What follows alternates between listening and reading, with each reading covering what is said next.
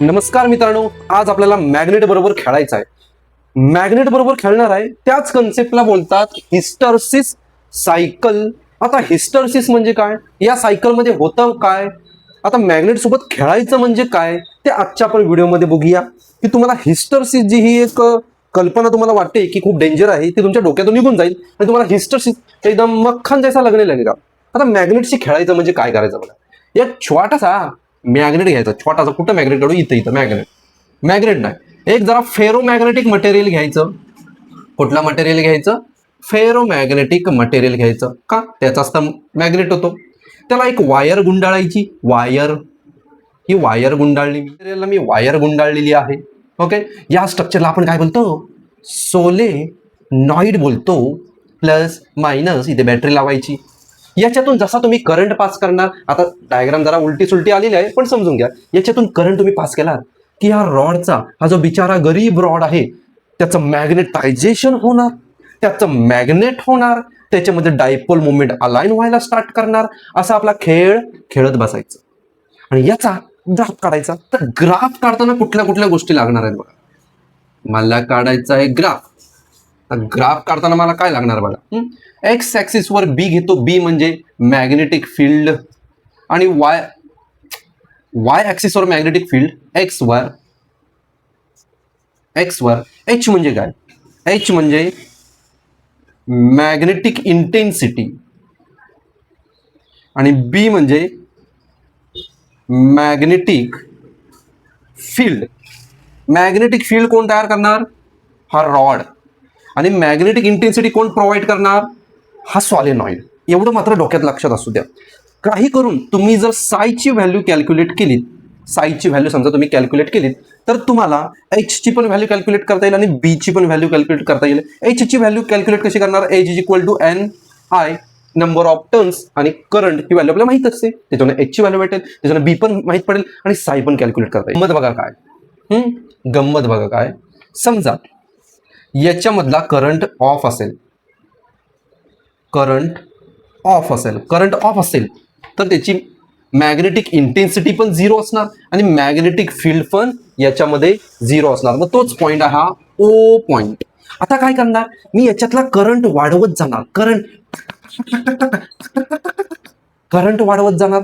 Current वाढवला, if current increase, magnetic intensity and magnetic field will also increase in that ferromagnetic material. Current वाढवला की याचा magnet होणार, याचं मॅग्नेटायझेशन होणार आणि त्याचा ग्राफ असा होणार. आता याच्या आतमध्ये काय होतं ते सांगतो. याच्या आतमध्ये ओके, स्टार्टिंगला जेव्हा करंट झिरो असतो तेव्हा त्याचे डायपोल मोमेंट हे इकडे तिकडे अलाइन असणार. तुम्ही करंट वाढवलात की त्याच्या आतमधले हे जे डायपोल्स आहेत, डायपोल ऍक्सिस, हे असे अलाइन व्हायला स्टार्ट होतात. आता हे डायरेक्ट अलाइन होत नाहीत.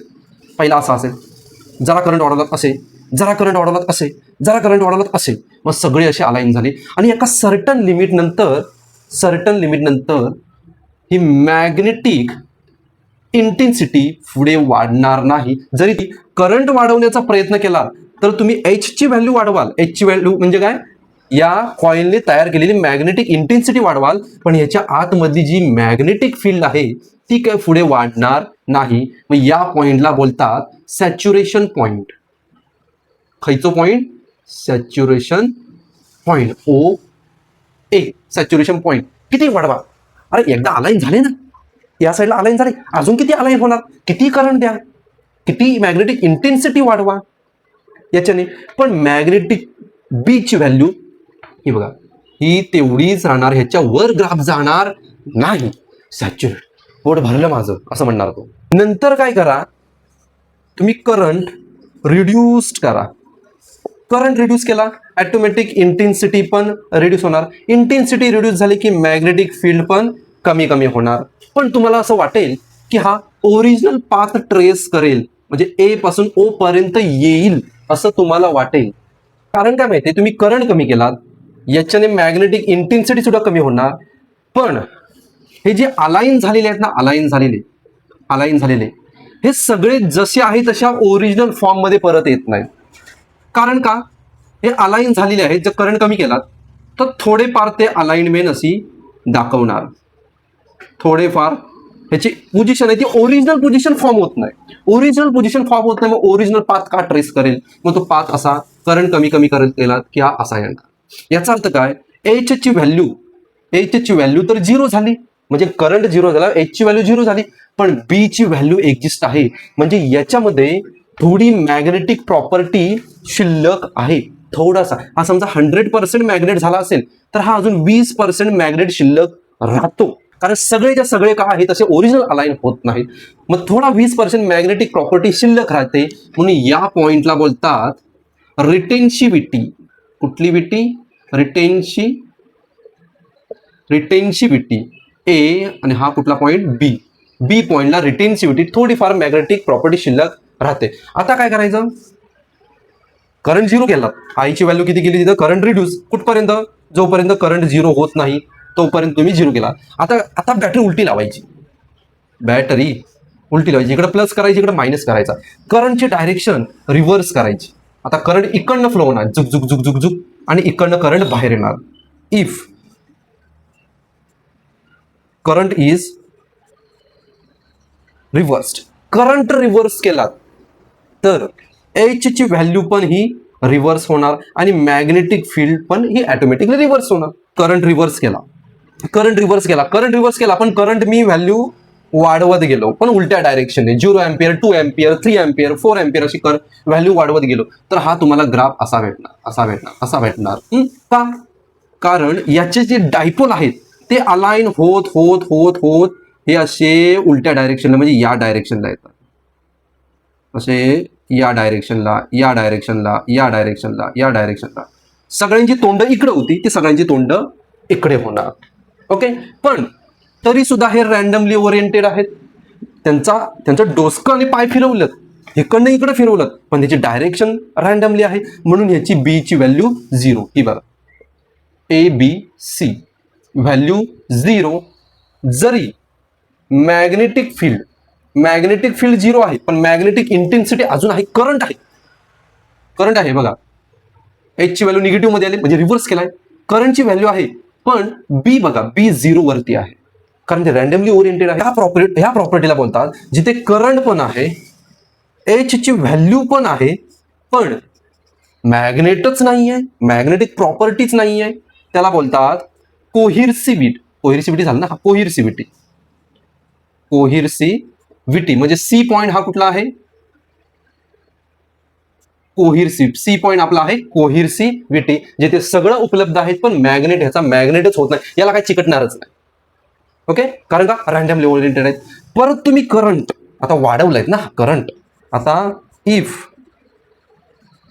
करंट इज रिड्युस्ड फर्दर, पुढे तुम्ही करंट कमी कमी करत गेलात तर मात्र हा जागृत होतो. मग याच्यातले ते इकडे अलाइन व्हायला स्टार्ट होतात. मग हे बघा, सगळे डायपोल अलाइन झाले, पण उलट्या डायरेक्शन अलाइन झाले, म्हणून त्याचा सॅच्युरेशन पॉइंट या साईडला आहे. अक्षर घाणेरडं आहे, पण कन्सेप्ट क्लिअर असतात. आता मॅग्नेट झाला, पण डायरेक्शन उलटी. तुम्ही फर्दर कितीही करंट वाढवा, करंट वाढवा म्हणजे काय? मॅग्नेटिक इंटेन्सिटी वाढवा, या कॉइलने तयार केली, पण बी ची व्हॅल्यू पुढे इन्क्रीज होत नाही. म्हणजेच काय? इथे तो समाधानी झाला, जसं इकडं तसंच इथं असणार, सेमच असणार ना. अजून किती होईल? सरळ एकदा झाला ना. एखाद्या माणसाला तुम्ही सरळ गेलात, अरे बाबा काहीतरी लिमिट असेल सरळ व्हायचं, त्याच्या पुढे तो म्हणणार माझी अवकाश संपली, याच्या पुढे मी काय सरळ होऊ शकत नाही, तुझा तो आपला करंट रिमूव्ह कर, करंट काढून टाक, इथपर्यंत मी झालो. म्हणून याला म्हणतात सॅच्युरेशन पॉईंट, पण अपोजिट सॅच्युरेशन पॉईंट. परत काय करायचं आपण? परत करंट वाढवायचा, परत करंट वाढवला की परत हा ग्राफ फॉलो करणार, परत तो इथं येणार, जसं इकडं आहे तसंच इकडे कॉपी होणार, आणि परत तो इथे जाणार. मग हा जो ABCDE आणि हा F आणि हा A, जो EFA हा ग्राफ तो कंप्लीट करणार, आणि हा जो लूप जो कंप्लीट झालेला आहे त्याला बोलतात हिस्टरेसिस लूप किंवा हिस्टरेसिस सायकल तर असा हा मॅग्नेटचा खेळ आहे. करंट वाढवलात अलाइन होणार एका सर्टन लिमिटपर्यंत, त्याच्या पुढे अलाइन होणार नाहीत. करंट रिड्यूस करणार, परत ते डिसमेंटल होणार, त्यांचे असे डायपोल ॲक्सिस वाकडे तिकडे होणार. परत करंट रिव्हर्स केलात, तो वाढवत गेलात, परत आपली डायरेक्शन चेंज करणार, परत एका सॅच्युरेशन पर्यंत जाणार, परत करंट कमी केलात की परत आहे तसा येणार. असं करून तो अख्खं जग फिरून परत तिथंच येतो. म्हणून ह्याला बोलतात हिस्टरसिस सायकल, हिस्टरसिस लूप.